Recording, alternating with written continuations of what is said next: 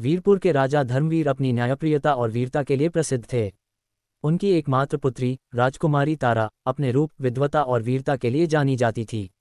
उसकी सुंदरता ऐसी थी कि चांदनी रातें भी उसके रूप को देखकर फीकी लगती थीं।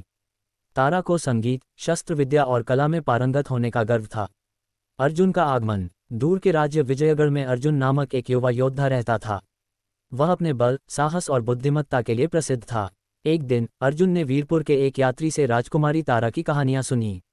उसकी विद्वता और वीरता के किस्से सुनकर अर्जुन के मन में तारा से मिलने की तीव्र इच्छा जाग उठी। अर्जुन साधु का वेश धारण कर वीरपुर पहुंचा। उसने महल के पास एक मंदिर में डेरा डाल दिया।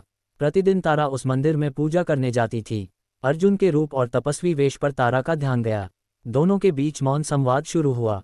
पहला परिचय। एक दिन तारा ने अर्जुन से पूछा, हे साधु, तुम कौन हो और हमारे वीरपुर में क्यों आए हो?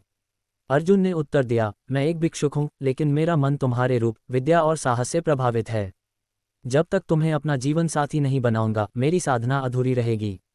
तारा ने अर्जुन की बात सुनी और उत्तर दिया, जो मेरा हृदय जीत सकेगा वही मेरा जीवन साथी बनेगा। लेकिन ध्यान रहे, मेरे पिता मेरे विवाह का निर्णय स्वयं करते हैं। उन्हें चुनौती देना किसी मृत्यु से कम नहीं।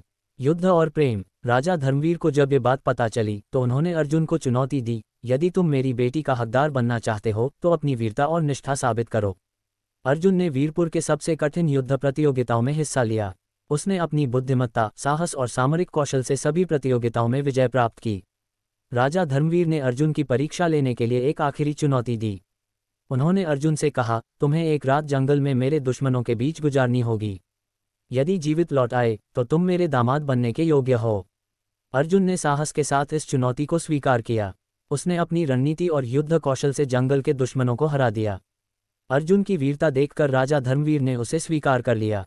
परिणाम। अर्जुन और तारा का विवाह पूरे राज्य में धूमधाम से हुआ। दोनों ने साथ मिलकर वीरपुर को और अधिक समृद्ध बनाया। उनका प्रेम साहस और निष्ठा की मिसाल बना।